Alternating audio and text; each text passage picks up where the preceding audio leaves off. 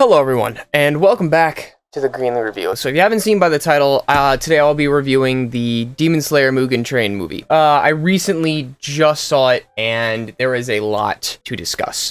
First off, I just want to get done with the basics. The animation was absolutely superb. It was just like season 1. I don't know how else to put it besides it was just fantastic. Like, the amount of time that probably went into that movie alone in terms of animation was astronomical. I know that for a fact. And it really resembled the first season so well. And it explains, it like literally shows you why it won Anime of the Year back in, I think, 2019. Now, in terms of storyline, it's a bit iffy for me. Everything else with the movie, comedic timing, maybe that's questionable. Comedic timing, the animation, the character development, and pretty much everything else were superb.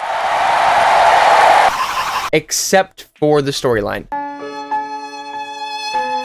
Allow me to explain. So, as we all know, if you've seen the very first season of Demon Slayer, you know that the person who is part of the lower one, I believe that's the person that we saw in the Mugen Train, or who is a part of the Mugen Train, he or she, I don't know, was the villain we saw at the very end of season 1. Now, in terms of story and how it connects to that, I don't know why they decided to go with him, and or her, I don't know, and not just bring in somebody else, which I will get into later on, but it just didn't make sense to me, because why would you, I know Muzan, the leader of the demons, so to speak, Michael Jackson, however you want to put it, he gave his blood to the lower one, I don't remember the name of the person, I should know that, but I don't, and they decided to go into the train and, I guess, take it over, so to speak. Now, the events of Mugen Train going on to, what's it called? From season 1 to the Mugen Train is like, there's no time lapse. Like, it's immediately afterwards. Almost immediately. So with that being said, the fact that Muzan gave his blood to this demon who has never used any powers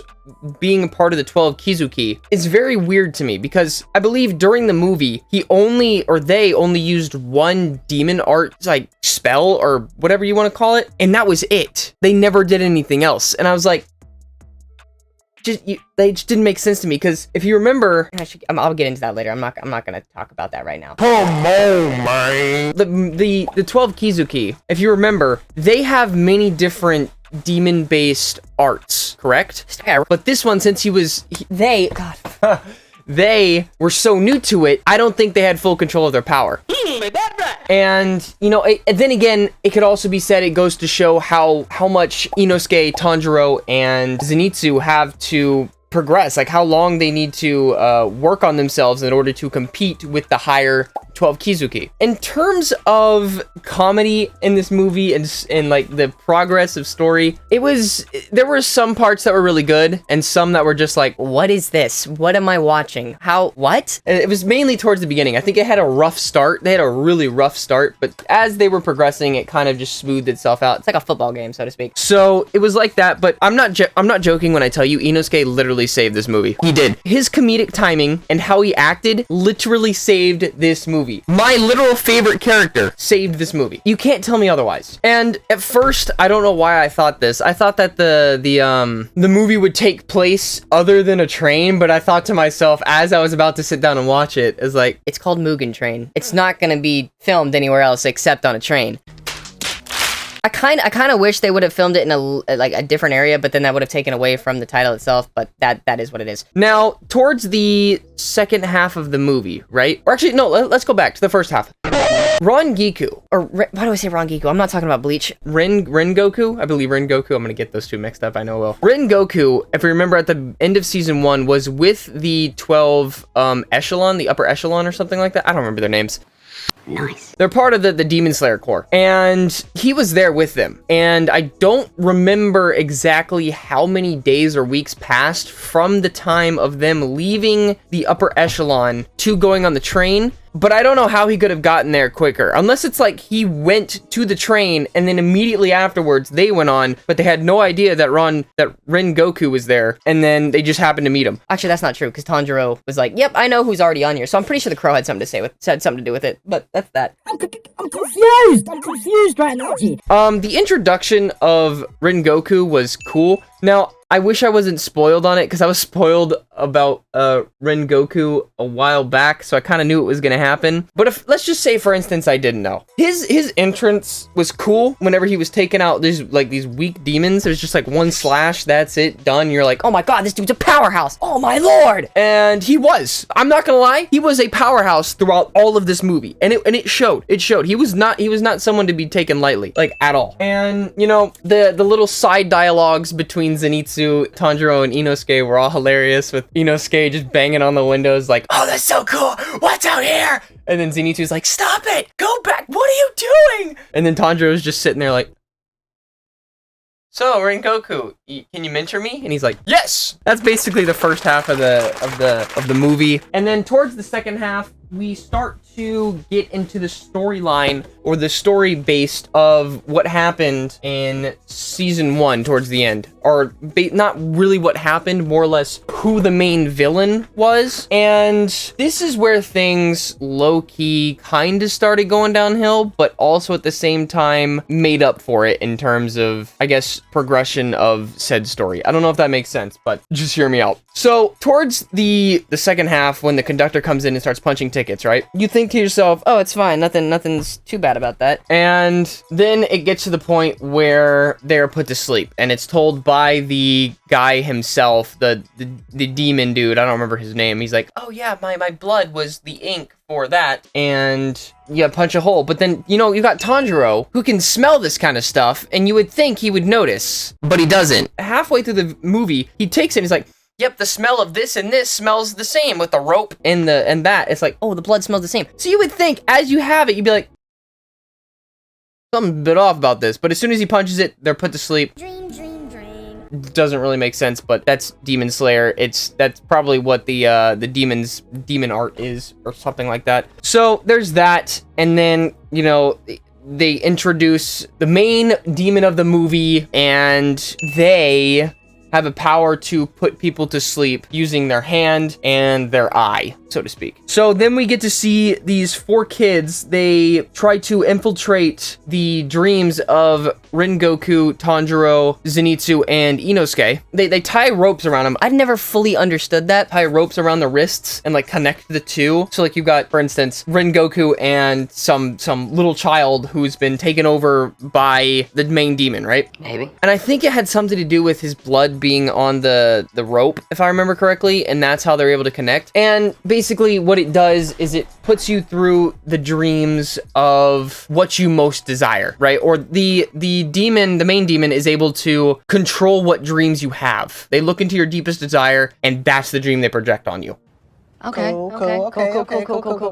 And at first, it got everyone fooled. And there were some parts where it was serious. It was like Tanjiro meeting his family and staying with them, right? Then you've got Zenitsu hanging out with Nezuko, which we've never heard Nezuko's voice before. And then you go over to Inosuke's, and he's the leader of his group. And he does, like, the names of Tanjiro, Zenitsu, and Nezuko are all different. They're like something, they don't even make sense. And he's like, go, my minions, I am the leader, I am your lord. And they're like, sure thing. And he doesn't even give them names. He just like, Underling 1, Underling 2, and Underling 3. In his dream, he's in this cave. He's with the boarhead and everything. And the train, quite literally, is like a giant spider snake. Like spiders. He envisions it as that, and it's like, oh, interesting. And then it cuts back to Rengoku, goes back to being serious, and it's him and his father. He's trying to tell him like, oh, I'm a part of the upper echelon now. I am a master swordsman, so to speak. And he's like, all right, cool. That's whatever. And we get to meet Rengoku's brother, who will probably play a bigger part in later seasons or movies. Immediately after that dialogue with Rengoku and his brother, they introduce the people who are taken over by the main demon, right? They have to go through the dreams. It's a circular dream, and on the outside is the core, like their core emotion or core spiritual thing, and they have to break that to break their I guess just break them in general, like mentally, and then they'll just fall into an endless slumber or whatnot. And this little girl, she tries it, she breaks through the barrier, she goes through, it's like a giant fiery place that she has to find the orb. There's an orb, and she tries to stab it, but as soon as that happens, happens, she gets grabbed by the throat by Rengoku. And I'm confused at that because it's like, what in the plot armor is this? Because it literally did not make sense. Because the way that they were out cold. I mean, there was no way of waking them. The fact that Rengoku, maybe it's because he's stronger, maybe it's because he's one of the upper echelon, top 12 greatest demon sword master things to ever exist. Maybe. And then we transfer over to Tanjiro, who, you know, comes to realize, wait, where's Nezuko? Because the entire time while I was watching it, I was like, Why has he not mentioned Nezuko? it's his, like, 4 brothers and sisters, and by God, props to the mother. Good Lord, having 6 children? You know, he starts to realize after a while, Something ain't right here. Where's Nezuko? and then he goes and starts running away to find her, and he hears her voice, and he stops in his tracks. And then the family comes running after him, and they're like, what are you doing? Why are you running away? He's like, none of this is real. I wish it was, but it's not. And, you know, they try to have like a heartfelt, sentimental kind of thing. Didn't really click with me, but I see what they were trying to go for, and that was that. And he kept running, trying to find, more or less the kid who was controlling, his mind, but he couldn't find it, right? And so the kid actually finds the outer edges. He cuts it open, and it's just blue skies, clouds. Not a single bad thought in sight. It's just perfect. And he starts like, you know, doubting what he's supposed to be doing. He's like, Should I really actually do this? and then that's when Tanjiro realizes, it's like, okay, I don't know how to get out of here. And then his dad shows up in like an ethereal form or like a smoke form, right? And he's like, what you need to do is right in front of you. And then Tanjiro's like, yeah, okay, that makes sense. And what does he do? He kills himself. What? No thought about it. He just goes, takes the knife, cuts his head, wakes up. Ow! What? He didn't even put any thought into it. He really didn't. He's just like, yep, that's exactly what I need to do. I legitimately thought it's like you can cut through the circular barrier, right? Cut through it, go through it, stop the kid, save your orb. That's that, right? But no, he just goes and I forgot to mention that Nezuko helped out with it towards the beginning of the movie. Halfway through, she wasn't even introduced. Like, we didn't even see her. And it wasn't until after he was asleep saying, like, I gotta get out, that she introduces herself, and it's like, okay, time to be useful. She headbutts the crap out of Tanjiro. The blood starts running down her face. And then she's like, ow! Turns around and does it again even harder, and a giant pink flame just explodes out of him. And that's when he, like, starts realizing, this ain't real. And then he gets back to the real world and then starts freaking out because it's like, What is this? Am I alive? I'm fine, right? Tanjiro wakes up at about the same time that happens in everyone else's dreams, and the 4 kids have to try to like fight Tanjiro because they wanted dreams. They wanted to live their ideal dream, and if they were to execute what they were supposed to do, things would be fine, and they would be able to do that, and the demon who was leading the entire thing would give that to him. But they didn't because plot, right? And, you know, Tanjiro has to fight them. They have, like, these dagger things, like, I don't know, it's like a screwdriver, but it's not. and they try to attack him. He goes up behind 2 of them, knocks him out, and then knocks out the other one, who, like, reels back in, like, desperation, and then runs at him and just doesn't even do anything. And then the guy who was actually in Tanjiro's dream, he's like, I don't want to hurt you. Like, everything about you was divine. Like, you don't have a single bad thought inside of you. and it's even shown that the kid went into his, like, as he was in the ethereal space with the orb, Tanjiro's spirits actually led him to the orb, but the kid's just like, I can't do this. Like, you led me to this knowing full well that I was supposed to destroy it. And he's like, I can't do it. and Tanjiro just leaves the kid because the kid is like, you know, he's realized, like, it's not worth it. I don't want to do this. And that's that, so to speak. Then Tanjiro goes up on the top of the train, and this is where the first major action scene happens. Honestly, one of my favorite, I wouldn't say one of my favorite. one of the coolest scenes I've seen by far. He gets to fight the lower one towards the beginning of the fight. He thinks to himself, like, can I win this? Is this possible? And the main demon just starts playing with his mind. It's like, I could have given you a dream where you just watch your family get slaughtered, or your dad comes back to life. And then Tanjiro's like freaking out over it. It's like, how dare you say that? Pulls out his sword, starts attacking him, and for some odd reason, you know, this lower one is able to dodge everything, and it's like, Okay, what? You're just not gonna land a hit or anything? and then you get to that point where it's like in every single anime, towards the end of that fight, it's like, yeah, and never gonna lose. As long as I live, no one will die. And then just slices down, right? And then it ends there, so to speak. And he starts using his powers with his hand, because his hand has like an eyeball that comes out of it, and then has like teeth on the side or on the front part. And he says like this, like, go to sleep or whatever. And like Tanjiro gets like knocked out a little bit, but then he keeps doing that. He keeps killing himself in his dream, and he keeps coming back, and he kept using it over and over. It's like, Okay, you know what? You deserve to have your head chopped off if you're just gonna keep using the same thing. Tanjiro used the fire breathing, or water fire breathing, doesn't make sense, and just cut the head off. And you know, it's like All said and done, right? but in fact it's like, plot twist, he's not dead. He was never dead to begin with. His head, even though it's detached and a demon should be dead by then, he's not. And what happens? He's actually a part of the train. He was a part of the train the entire time. Why? If he's a part of the train, how did he not know that Tanjiro was there? I guess we'll never know. And then they find out, Inosuke and Tanjiro, they're forced by Rengoku to go to the front to try and find out where the head of the demon is, because now it's the train, it's not an actual just human. And they do that, and they have like here's the second fight. The second fight happens. It's a cool interaction between Tanjiro and Inosuke. They're both doing things at the same time. They're working together to get things done. They find out that the spine of the demon is like right near the coal area of the train, and that the instructor, he's just like, I don't know what's happening, but cool, whatever. and then they pull out their final form, like a beast breathing, a fifth form, something, I don't know. He breaks through the barrier that's covering the spine with like the flesh, and then there goes Tanjiro from the top using his fire water breathing form, calling it clear blue sky, because if you remember back to his ether or whatever it's called, cuts through it. It literally derails the train, so to speak, and it kills off the main villain. He's like, why couldn't I kill him? I couldn't kill any of them, dude. What was wrong with me?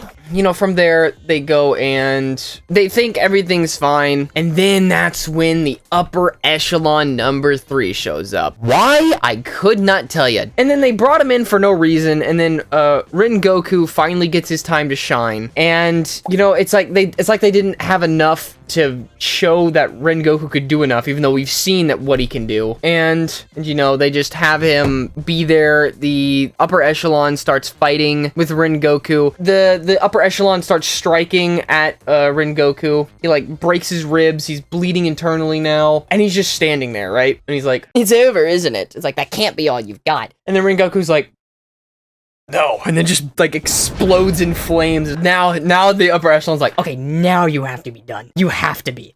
There's no way. There's no way you can still be moving after this. and then Rengoku's like, nah, and he goes and he like slices at the dude's throat, and then you know he tries to punch at Rengoku. He grabs the arm and just does not let go. He will not, like, the dude tries to pull back, and apparently Rengoku was blessed with amazing strength as a child, you know, just plot armor left and right, am I right? You know, he does that, and then the upper echelon's like, Oh crap, it's done. I can't. I gotta leave. I gotta get out of here. the upper echelon tries to run out of the open area into the forest so he doesn't get, you know, killed from the sun. Tanjiro starts running after him, right? Never mind the fact that he's stabbed and whatnot. And he takes his sword, right? He pulls it up, takes it, throws it using his like fire water breathing technique. This demon is far. And then he's like turns around and is like, oh my god, and then the sword just impales him through the chest. And he just keeps running, and then Tanjiro's like, you coward!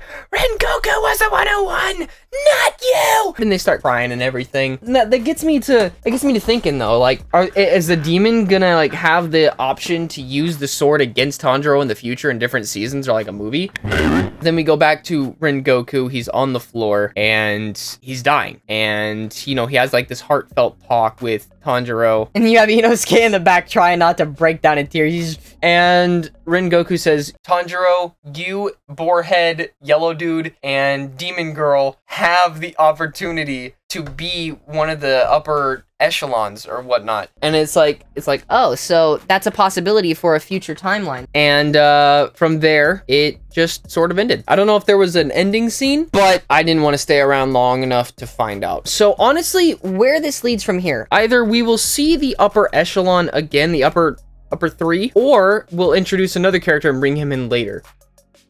There's a lot of ways that this story could progress. I believe towards the end, I think there is an ending scene, and it's the dude with the diamonds, the diamond encrusted headband. I believe he's the main dude in the next series. Now, I hope it's not a running theme where they keep killing off these guys, because it's like, Why? Why would you keep doing that? Who's gonna take their places, huh? overall animation-wise, like 10 out of 10 animation-wise. I thought it was good. It was amazing. You know, in terms of action, perfect. Also 10 out of 10. I couldn't do it any better. You know, I just want to know more about the Demon Slayer Corps. All we know about them is that they exist. Another way that the story could progress is towards the end of the fight with Rengoku. He tells Tanjiro about his father's weird form that Tanjiro is able to use. And, you know, he says it's like, yeah, my brother probably knows a lot about what your father does. It's a possibility. So we'll definitely know more about Tanjiro's father and his moves that he used, so Tanjiro can use that and make himself stronger. In terms of storyline, like I said, a bit iffy. There were some things that they could have done better. I'm not saying it wasn't horrible, but it also wasn't the best in a sense. It was decent, but I would